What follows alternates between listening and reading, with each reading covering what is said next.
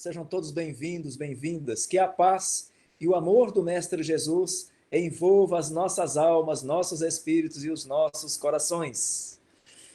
É com muita alegria que nós voltamos aqui, mais uma vez, mais uma segunda-feira, reunidos nesta sala virtual, dando continuidade às reuniões que fazíamos até o mês de março, as reuniões presenciais em nossa casa espírita, agora dando continuidade por aqui. Que alegria! Eu quero começar cumprimentando você, parabenizando você por estar conosco. Porque a vida é feita de escolhas, os momentos são únicos e a gente pode escolher fazer qualquer coisa. E você escolheu estar aqui. Você escolheu estar aqui porque esta reunião em torno de uma página do Evangelho é energia que alimenta o nosso espírito. Infelizmente, ainda há muita gente que alega não ter tempo para alimentar o espírito. Então, parabéns a você que está aqui. Parabéns a você que pode também multiplicar essas reflexões do Evangelho, como estão sendo gravadas em todos os encontros de segunda, de terça, de quarta, de quinta, de sexta e de domingo. Vamos multiplicar. É bem o assunto de hoje. Vamos tirar a luz de sob a cama, a mesa, o vaso e colocá-la sobre, em cima. Isto é, multiplicá-la. É o assunto que nós vamos tratar aqui hoje. No capítulo 24 do Evangelho segundo o Espiritismo, não coloqueis a candeia sob, quer dizer, debaixo do alqueire. E nossa reflexão, nós vamos fazer isso juntos, vai ser em torno desta página. E você que está aqui conosco, participando e ajudando a acontecer este estudo, fique conosco até o final, para que lá no finalzinho, depois de nós ampliarmos o pensamento e o entendimento sobre as lições do Mestre, nós possamos fazer aquele momento do abastecimento, do fortalecimento, encher o nosso combustível para nós reenergizarmos as nossas forças espirituais. Já estudamos isso, já vimos isso lá no Livro dos Médiuns, para aqueles que já fizeram o curso, de que juntos nós fortalecemos, aumentamos este potencial energético. Então fica até o final que nós vamos orar juntos para nós sairmos daqui reenergizados. Ok, capítulo 24 do Evangelho, não coloqueis a candeia sob o alqueire. Nós vamos abordar 3 assuntos. São 2 tópicos, porém 3 assuntos. Primeiro, não coloqueis a candeia sob o alqueire. Segundo, por que Jesus falava por parábolas? E terceiro, não vades aos gentios, todos reportando-se às instruções que Jesus passava aos seus discípulos e o que isso tem a ver conosco e como é que a gente pode utilizar esses ensinamentos para fazer de nossa vida uma vida ainda melhor. Enquanto de passagem por este planeta, sim, porque estamos todos de passagem. Algumas definições para que a mensagem fique já desde o seu primeiro passo, primeiro ponto, desde a largada, clara para todos nós. Todo mundo sabe o que é a candeia. Candeia é uma pequena peça de iluminação, abastecida com óleo, com gás ou outros inflamáveis. Eu, por exemplo, já contei para vocês que eu sou egresso, filho da zona rural, e lá onde, no começo, lá na minha infância, a iluminação da nossa casa era com uma candeia, ou candeeiro, que são sinônimos. Que era uma lamparina com querosene e um pavio, ou uma mecha, de pano ou de algodão. Isto é, candeia. Naquele tempo de Jesus usava-se vela de cera. Antigamente, normalmente, era feito com óleo de baleia. Alqueire. O que é alqueire? Alqueire é negócio de terra. Naquela época, Jesus referia-se a um vaso, a uma cesta, algo com uma capacidade em torno de 4 litros, que era usado como medida para medir cereais, para transportar cereais. Com o tempo, o significado evoluiu para unidade de medida agrária. Então, alqueire hoje significa uma medida de terra. Um alqueire, aqui no estado de São Paulo, tem 24.200 metros quadrados. Em outros estados, 48.400. E em outras medidas. Mas o que interessa para nós, alqueire era uma vasilha que servia, um cesto ou um vaso, para abafar. Então, quando ele diz não coloque a candeia sob o alqueire, seria acender a vela e escondê-la. Por que esconder? E gentios, não vades aos gentios. O que Jesus estava dizendo estava orientando aos apóstolos para fazer a pregação aos outros povos mais receptivos, porque os gentios eram considerados pagãos. Significa isso? Pessoas que acreditavam em vários deuses, eram politeístas. Isso antes do cristianismo. Essa palavra era usada também para significar estrangeiro, aquele que não professava a religião judaica. E depois de 4 séculos, depois do Cristo, esse termo era usado para se referir aos não cristãos, que ainda adoravam vários deuses romanos. Dito isso, quando aparecer candeia, vamos lembrar que é uma peça de iluminação, alqueire, uma cesta ou unidade de medida de cereais, e gentios, os povos politeístas. E então nós vamos encontrar ali no Evangelho de Mateus, no capítulo 5, versículo 15, seguinte nota: não se acende uma candeia para colocá-la sob o alqueire, ou seja, debaixo daquele vaso, daquela cesta. Mas se a coloca sobre o candeeiro, em cima, numa posição mais elevada, para que ela clareie a todos aqueles que estão na casa. E ainda nós vamos ver um trechinho de Lucas, no capítulo 8, versículos 16 e 17, que diz o seguinte: não há ninguém que depois de ter acendido uma candeia, ou seja, a lâmpada, o candeeiro, a vela, cubra-a com um vaso ou coloque debaixo da cama. Colocam-na sobre o candeeiro. E aqui surgiu outra palavra. Candeeiro aqui, neste texto, significa o suporte onde colocava a candeia.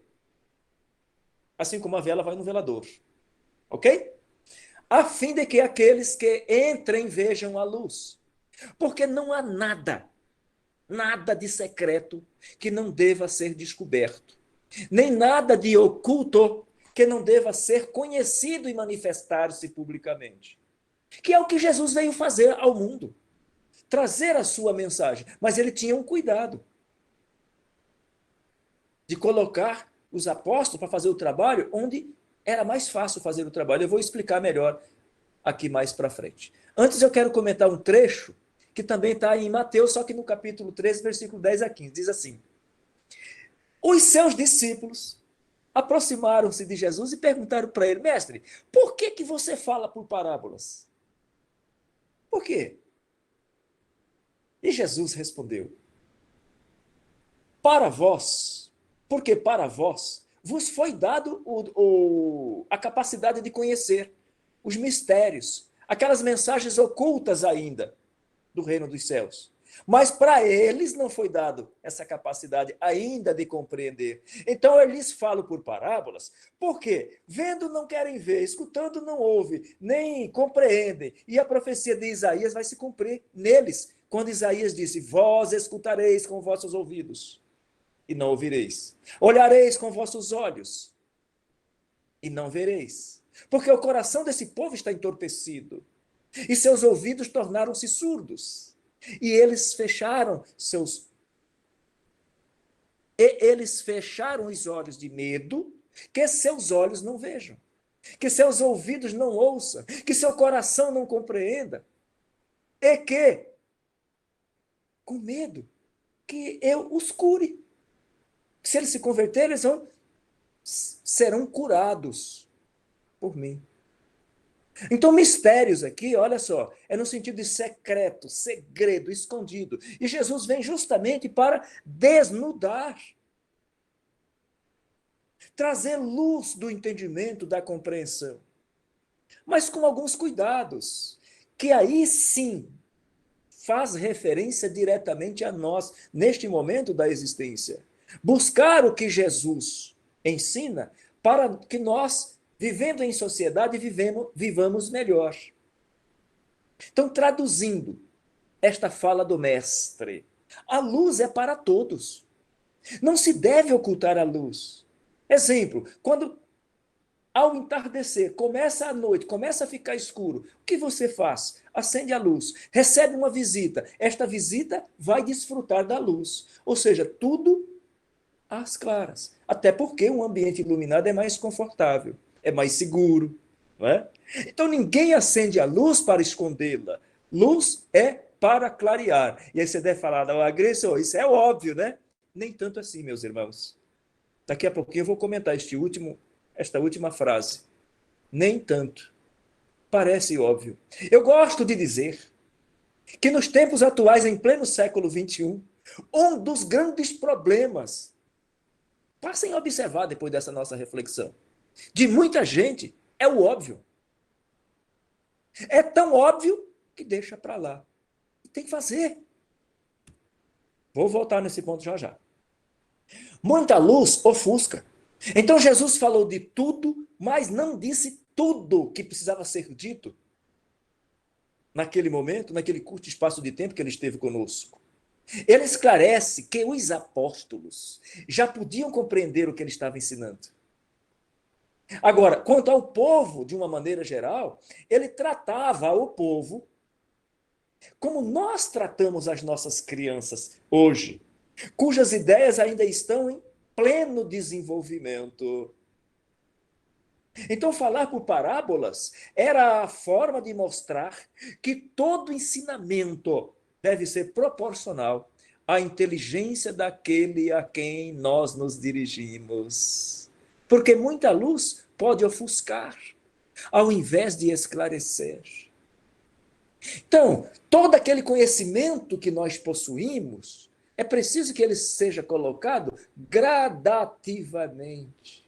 Exemplo, as nossas crianças. Quando nós encaminhamos as nossas crianças para enriquecer o seu conhecimento, a sua cultura acadêmica, nós não as matriculamos na faculdade. Por quê? Não estão prontas. Então foi isso que Jesus disse aos seus discípulos. Deu a eles uma tarefa que eles já estavam em condições de fazer, que era aquela parte do povo que já estava receptiva à mensagem que Jesus estava trazendo, porque eles já vinham sendo preparados ao longo dos séculos.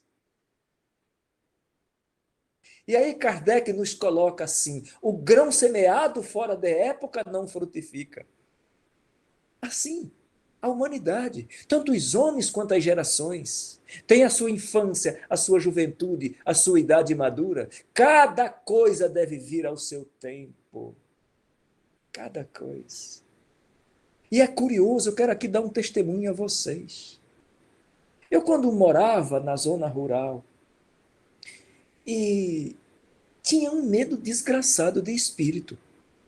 E a gente cobria a cabeça com medo de ver coisas, porque o povo tinha mania de contar essas histórias de assombração e falava de espíritos. Então veja que ali era a informação que ficou guardada e escondida, e o que vinha a público ainda era para amedrontar. Mas lá dentro de mim havia um desejo de saber o que era essa coisa de espírito, como seria o mundo dos espíritos. E as oportunidades foram acontecendo, e eu fui tendo a oportunidade de estudar e de compreender um pouco melhor, e até de compartilhar com outras pessoas ao longo desses anos todos, como nós estamos fazendo aqui. O espírito não só é uma realidade, mas é aquele estado da vida, da verdadeira vida, que o espírito não morre. Então, no fundo, eu tinha medo, mas eu queria saber mais. Então nós, no processo evolutivo, nós temos sede de aprender e de saber. Toda pessoa normal. Então, na medida em que o homem vai se desenvolvendo, cedo ou tarde, o que ficou oculto em outros tempos vai sendo descoberto, como aconteceu comigo. Eu fui descobrindo, e quanto mais eu descobria, mais eu queria saber mais. Aí um dia eu conheci uma moça que teve lá um piripá que eu não sabia o que era aquilo, falaram para mim, leva no centro espírita. Eu falei, mas nem morto. E aí, querendo ajudar, vendo aquela situação, que remédio aplicar? Leva no centro espírita. E aí, levando ao centro espírita, fui convidado a estudar. Estudando, descobri este mundo extraordinário que a humanidade conheceu em meados do século XIX, quando Allan Kardec traz a luz, descortina o mundo dos espíritos, agora codificado numa obra extraordinária. Então, aquilo que foi ocultado em outros tempos, a gente vai descobrindo na medida que vamos nos desenvolvendo em inteligência. O homem faz uso da inteligência para compreender e se guiar nas coisas da terra, em questões de ordem, de disciplina, do alimento, dos cuidados, da luta pela sobrevivência e também das coisas do céu. Muitas pessoas, ainda hoje, não acreditam nessas questões das coisas do céu, da alma, do espírito. Preferem deixar para lá. O tempo se encarrega de cuidar disso. Fiquem tranquilos. Não consegue imaginar a lei de causa e efeito. E aqui, nesse ponto, eu me recordo, de vez por outra, nas reuniões mediúnicas, eu atendo, eu sou um dos que coordeno os trabalhos mediúnicos, converso com as entidades. De vez em quando vem alguém lá que descobre, só depois de ter passado já algumas dezenas de anos no mundo espiritual, descobre que a vida continua. Então, nós que estamos aqui não precisamos mais passar por isso. Nós podemos, com esse entendimento, tomar alguns cuidados, alimentar o espírito desde já. Então, o homem começa a fazer uso da razão. E 19 séculos depois da passagem de Jesus, a doutrina espírita propõe a fé raciocinada. Sim, entender que tudo tem consequência. Lei de causa e efeito, ação e reação, lei do retorno, chame do que quiser, mas isso não dá para mudar. É assim. Ah, mas e se eu não quiser? Não tem importância. Não tem importância. Ninguém, nenhuma criatura, não importa a sua condição socioeconômica, religião, não importa, consegue fugir da responsabilidade dos seus próprios atos. Porque chega do outro lado, está lá o filme vivo. Não há como negar. Então não há mais como colocar luz debaixo, acender uma luz e abafá-la, escondê-la. Não há mais. Depois da chegada da doutrina espírita, as evidências, os testemunhos que nós temos presenciado nas reuniões mediúnicas. Não dá mais para negar. Não dá mais. Ou seja, hoje as parábolas ajudam muito, porque tem um efeito didático extraordinário, mas com as instruções trazidas pela doutrina espírita, por aquelas adicionais nas obras da codificação, outras obras como as obras de André Luiz, outras obras como as obras de Divaldo Pereira Franco, e mais as nossas vivências nas reuniões mediúnicas, quanta coisa extraordinária, hoje nós somos testemunhas de que a vida continua, não dá mais para negar. Então não há mais luz escondida, a luz está no ponto mais alto para clarear para todos. O que é bacana é que essas verdades elas vêm gradualmente. Isso faz parte do plano divino, da inteligência suprema. A providência revela as verdades gradualmente, à medida em que a humanidade vai se amadurecendo, vai se acomodando e tendo condições de receber a mensagem. E isso é o testemunho da sabedoria divina. As verdades ficam em uma programação planejada e não escondidas, não debaixo do alqueire, debaixo do vaso do cesto escondida, não. Faz parte de uma programação para que a semente possa ser semeada, ela possa germinar, vegetar, florescer e frutificar. Isso demanda tempo. Isso demanda tempo.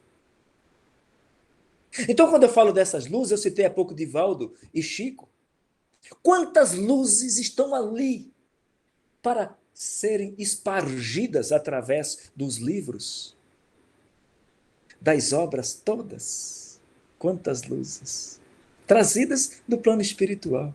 Porém, o homem, a pretexto de dominar o homem, muitas vezes colocou a luz sobre o alqueire, escondeu a informação, o conhecimento.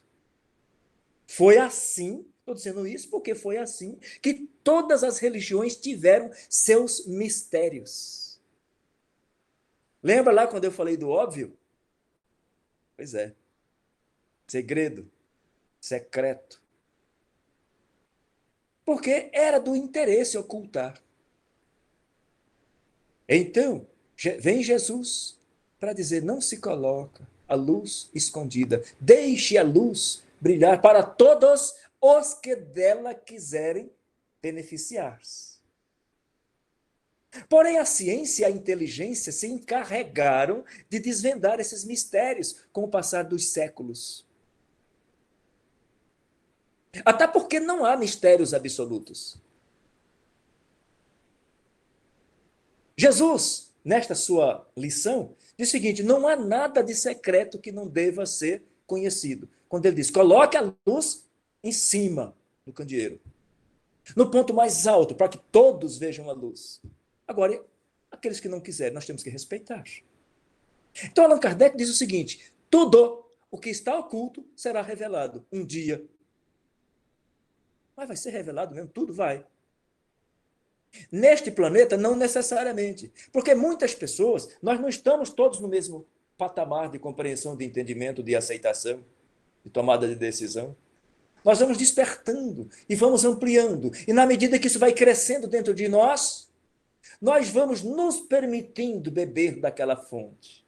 Isso demanda séculos. E aí Kardec diz o seguinte: não tem importância. Se nós não aprendermos essas e outras questões acerca do Espírito, daquilo que Jesus falava, nós vamos aprender em outros mundos mais avançados, quando nós tivermos trabalhado para adquirir o crédito e o merecimento de ir para lá. Então, muito bem. Aqui eu vou falar do segundo assunto, só uma reflexão rápida. Vamos fazer juntos. Então, por que Jesus falava por parábolas mesmo? Sobre aquelas partes mais abstratas da sua doutrina? Por que mesmo?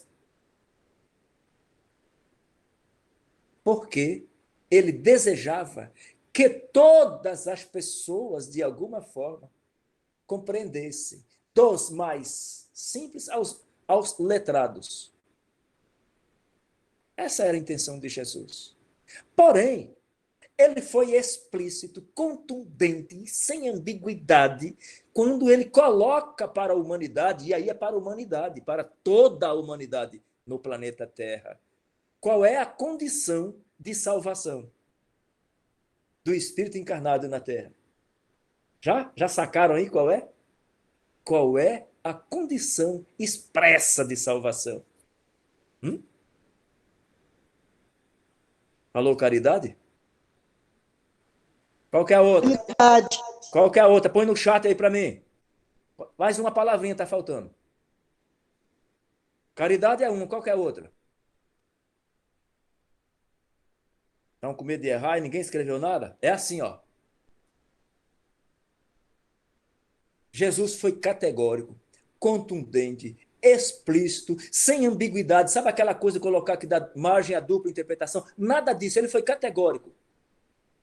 Condição expressa da salvação, do Espírito encarnado na Terra. Caridade para com o próximo. E o exercício da, começa com H, humildade. Pode analisar as lições do mestre. E por que essa lição foi colocada de forma tão clara, tão explícita, tão contundente? Por quê? Porque é a regra de conduta que toda criatura neste mundo devia compreender. Isso, quando eu digo devia, naquela época. E hoje, continua. Que toda criatura deve compreender e, complete a frase, deve compreender e colocar em prática. Meus irmãos e irmãs em Cristo, Jesus dizia para a multidão ignorante, e aqui ignorante é o seguinte, olha, ausência de conhecimento acerca daquele assunto. Jesus dizia para aquele povo que não entendia o que ele falava, eis o que é preciso fazer para ganhar o reino dos céus. Eis o que é preciso fazer para ganhar o reino dos céus. Duas palavras que precisam ser levadas a efeito: compreender e colocar em prática. Quais são elas? Caridade e humildade. Podemos, olha, nós já falamos isso em outras reuniões, neste capítulo o assunto volta à tona e vai voltar nos outros, porque é a essência do ensino do mestre. Que nós, entendendo isso, compreendendo, nós aceitamos, a partir do momento que eu aceito, eu começo. Quando eu não aceitar, eu posso até entender, mas se eu não aceitar, eu não vou colocar em prática. E já falamos isso em outras lições, nas pequeninas coisas. E um outro detalhe, quem é que tem que fazer isso? Eu. E por onde eu começo? Comigo. Nós temos uma tendência a começar no outro. Então, por onde eu começo? Comigo. Exercitar a humildade, quem tem que exercitar a humildade? Sou eu. A prática da caridade. Quem é que vai colher os benefícios da prática da caridade? Se eu fizer, eu. Então o Espiritismo nos ajuda a compreender Jesus. As instruções da doutrina vieram com essa admirável cuidado, gradualmente. Eu vou dar um exemplo aqui para nós, a gente não ficar só no teórico. Os fenômenos espíritas em meados do século XIX, eles começaram lá nos Estados Unidos, alcançam a Europa. Então, primeiros fenômenos. De repente aparece alguém para observar. Então vem a fase da observação. Depois vem a fase do experimento. Na fase do experimento vem todo um trabalho de análise, organização, e aí começa a construção de uma obra que hoje nós chamamos de A Codificação, que está em 5 livros. Mas eles não vieram assim. Kardec não sentou lá no dia 1º de janeiro e no dia 31 de dezembro daquele ano, tinha lá a codificação pronta. Se fosse assim, teria causado um estrago. Havia uma programação do alto. Em abril de 1857, primeira obra, O Livro dos Espíritos. 4 anos depois sai o próximo livro, O Livro dos Médiuns. 3 anos mais tarde, o Evangelho. Aí sim, no ano seguinte, porém, 1 ano depois, o céu e o inferno. E 3 anos mais tarde, a Gênese. Note que a doutrina lança luz sobre os diversos pontos dos ensinos de Jesus, de uma forma organizada. Tem um método que foi considerado nesta construção, obedecendo um calendário para que a luz não sufocasse. Teria dado errado. Então, meus irmãos e irmãs, não existem mistérios na doutrina espírita. Os espíritos não dizem tudo de uma forma ostensiva, não é porque haja mistério, não. É porque cada coisa deve vir ao seu tempo oportuno. Eles deixam que uma ideia, o tempo de ela amadurecer para se propagar antes de apresentar uma ideia nova. E aos acontecimentos, o tempo de preparar a aceitação. E até hoje, pleno século XXI, quantas pessoas já atendi e falaram, eu entendi, mas eu não quero isso para mim. Ok. Vai demorar mais essa marcha de progresso. E faz sofrer, sabe por quê? Eu vou dizer para vocês. Hoje nós temos testemunhos, e são muitos, de que para os males do físico, remédio físico, seja ele uma pomada, uma pílula, seja lá o que for, uma injeção. E para os males da alma, que somos todos enfermos da alma, pela nossa própria condição evolutiva, é preciso administrar medicamento espiritual. Quando eu me sento com a minha família para fazer o culto do Evangelho no lar, um ato de humildade. Porque para muitos, são os outros que têm que fazer. Não, somos nós juntos. Esta força é força de conjunto, por conta de comprometimentos de outrora dos nossos espíritos. E agora nós voltamos para fazer esse trabalho de resgate, de compreensão, de tolerância, de paciência, de dedicação, de doação. E é isso que conta. Porque é o que nós vamos levar daqui, em algum momento, quando tivermos cumprido a tarefa por aqui. E a doutrina vem para explicar isso. Só que Deus não tem pressa. Já estudamos isso em O Livro dos Espíritos, lá nas questões 200 eu não me lembro, 200 e seguintes. Deus não tem pressa. Deus sabe esperar. Então é assim que as coisas vão acontecendo, o progresso vai acontecendo, porém eu devo me permitir estudar, compreender, me permitir conhecer antes de criticar, estudar, e se descobrir que é bom, beber daquele remédio para fortalecer a alma.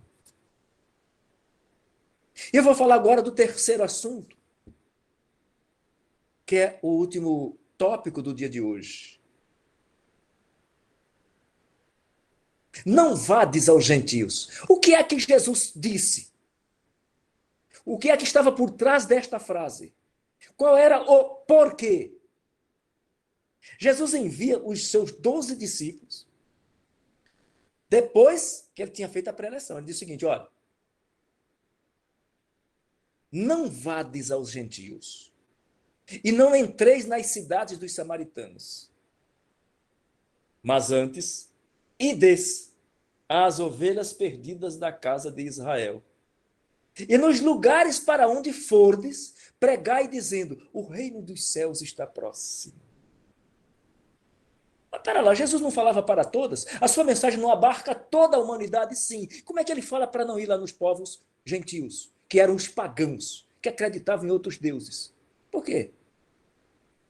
E nem lá nos samaritanos. Vá lá para aquela parte do povo que já está mais receptiva. É porque os apóstolos, embora tivessem ali uma convivência estreita com Jesus, eles não estavam suficientemente preparados para trabalhar no terreno árido que eram dos pagãos. Eram politeístas. Os outros povos, eles já vinham sendo preparados ao longo dos séculos, desde Moisés até os últimos profetas. Os profetas de tempos em tempos, a cada 100, a cada 100 e poucos anos, a cada 200 anos, reencarnava um espírito que trabalhava como profeta e conclamava o povo para acreditar em Deus, que viria um Messias. Então, os apóstolos pregarem para aquele povo era maximizar o recurso disponível. Então foi por isso que ele falou, olha, vocês trabalhem aqui primeiro. Porque se não der tempo de trabalhar nos outros povos, ele, Jesus, ele próprio trabalhou. Porque ele falava para todo mundo, não era somente para o povo judeu. Então não é que ele recomenda aos apóstolos não irem trabalhar com os pagãos, não é porque ele não queria, é porque lá a tarefa era mais dura, mais pesada, mais difícil, e os apóstolos estavam prontos para trabalhar com aqueles que já estavam mais receptivos naquele momento. Tanto que, se observarmos os textos bíblicos, nós vamos ver que Jesus, ele próprio pega aos samaritanos. Exemplo, aquela passagem da mulher samaritana lá no poço. Então foi só por isso. Olha que lição extraordinária, maximizar o recurso disponível. Vale ou não vale a pena nós maximizarmos os nossos recursos disponíveis nos tempos atuais de século XXI? Quantas criaturas ainda insistem em mentir para si mesmo, dizendo que não tem tempo, quando o dia tem 24 horas? Então, os judeus estavam preparados para receber a mensagem. Acreditavam num Deus único, esperavam o Messias, que eram as mensagens que vinham sendo colocadas desde Moisés até os últimos profetas. Então, os apóstolos tinham condição de realizar um ótimo trabalho. Então, por isso que Jesus falou, vá aqui primeiro, que aqui vocês vão fazer um trabalho campeão. Os outros povos receberiam a mensagem depois, a exemplo da mulher samaritana que acabei de citar. Então, a lição para todos nós, que deve ser aplicada a nós, estudiosos da doutrina espírita, adeptos, propagadores do espiritismo. Isto é, falar para as pessoas de boa vontade, que desejam a luz do esclarecimento, onde o terreno já está melhor preparado, onde tem grandes possibilidades de frutificar, de entendermos a mensagem, promovermos a mudança em nós mesmos e não no outro. Outro dia eu coloquei uma chamada no nosso grupo aqui de reunião virtual. Nós somos uma comunidade de mais de 200 pessoas. Nós estamos aqui, hein? Nossa, hoje está bacana, tem 60 pessoas. Mas note, é um quarto do time. E eu quero, por isso que eu começo parabenizando você, está aqui, porque nós estamos nos abastecendo, ampliando e recepcionando este convite de fazer mais e melhor, porque quem vai ganhar com isso? O nosso espírito, a nossa alma. Portanto, respeitar aqueles que pensam diferente e que ainda não estão prontos. Incrédulos e opositores, respeitemo-los, porque tudo acontece somente ao seu tempo. Todos despertarão. É uma questão de tempo. Quando forem alcançados pela opinião geral. E então, eles vão fazendo a sua reflexão e um belo dia, eles próprios tomarão a decisão, dizendo de si para consigo que aceitaram por opinião própria e não por imposição de alguém. Quando os postulados da doutrina espírita, trazidos lá por Jesus já desde aquela época, e agora clareados pelas instruções dos benfeitores espirituais, através da doutrina, nos convidam a colocar em prática a caridade, a humildade, isto é, pleno exercício da lei de amor. Então as novas ideias são como sementes, elas não progridem, elas não vão germinar antes do tempo e nem se o terreno não estiver devidamente preparado. Portanto, vamos respeitar aqueles que pensam diferente, até porque as divergências levam ao aperfeiçoamento. Assim, no tempo de Jesus, tudo ficava circunscrito e localizado. A casa de Israel era um pequeno povo, os gentios eram pequenos povos. E hoje em dia, esta luz nova que brilha, descortinando o mundo espiritual, o mundo dos espíritos, não é privilégio de nenhuma nação. As ideias se universalizam e se espiritualizam muito rápido, sobretudo hoje em dia, com o recurso da tecnologia. Todos somos irmãos. Qual é a grande tarefa? Exercitando a caridade e a humildade, exercitar a fraternidade. Então, os gentios, os pagãos, não são mais um povo, uma ideia. São irmãos nossos, que pensam diferente e que estão em toda parte. Dessa forma, a verdade triunfará pouco e pouco. Como o cristianismo triunfou do paganismo. A doutrina espírita acende luz para todos, apenas com o poder da ideia. Cabe-nos a nós divulgar, a quem possa interessar, respeitando a livre escolha de cada um. Estarmos sempre prontos e disponíveis para servir, contribuir, auxiliar, esclarecer. Por fim, meus irmãos, para concluir, dito tudo isso, sejamos nós, todos nós, mensageiros, propagadores do Evangelho de Jesus, pelo exemplo, não somente pela teoria. Jesus colocou de forma contundente, explícita, sem nenhuma chance de dubiedade, duas palavras, para nós darmos exemplo: caridade e humildade. Sejamos mensageiros, propagadores do Evangelho de Jesus, exemplificando. Então, vimos até aqui. Não coloqueis a candeia sob o alqueire, porque a luz é para iluminar para todos. Porque Jesus falava por parábolas? Para que todos pudessem compreender, desde o iletrado ao letrado. Não vades aos gentios. Por que ele fez isso?